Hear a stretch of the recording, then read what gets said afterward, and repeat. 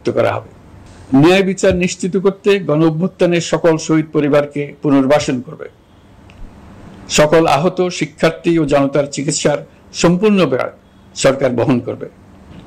সেই লক্ষ্যে স্বাস্থ্য মন্ত্রণালয়ের নেতৃত্বে উপদেষ্টা পরিষদে বৈষম্য বিরোধী ছাত্র আন্দোলনের প্রতিনিধিত্বকারী 2 জন উপদেষ্টার সহায়তায় একটা পূর্ণাঙ্গ তালিকা প্রস্তুত করা হচ্ছে।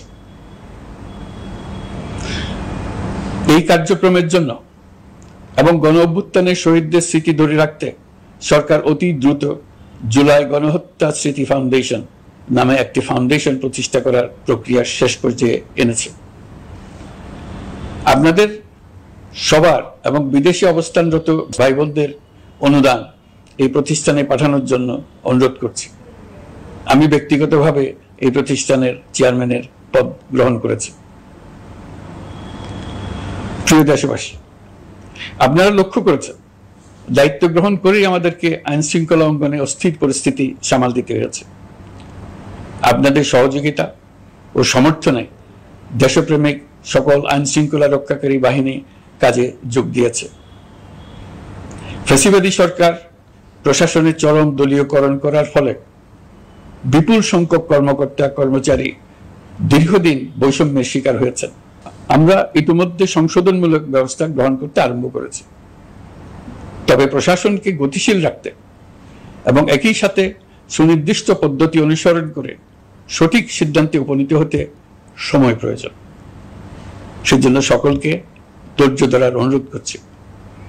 প্রশাসনের সকল ক্ষেত্রে প্রতিষ্ঠানগুলো যেন জনগণের আস্থা ফিরে পায়, সেটি আমাদের অন্যতম উদ্দেশ্য। লুটপাট ও দুর্নীতির আখড়ায় পরিণত করা ব্যাংকিং খাতে সুশাসন নিশ্চিত করার জন্য আমরা উদ্যোগ নিয়েছি।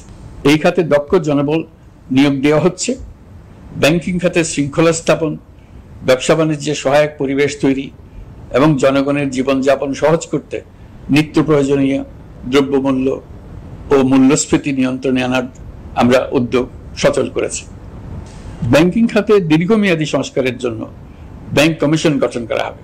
আর্থিক খাতে সার্বিক পরিস্থিতি ও সংস্কার বিষয়ে একটি রূপকল্প তৈরি করা হবে, যা দ্রুত জনসমক্ষে প্রকাশ করা হবে।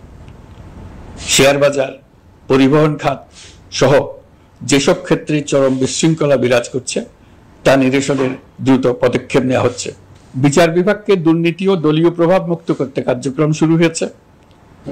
একটি সুনির্দিষ্ট প্রক্রিয়ার মধ্য দিয়ে বিচার বিভাগের স্বাধীনতা ও জবাবদিহিতা নিশ্চিত করার উদ্যোগ নেওয়া হয়েছে।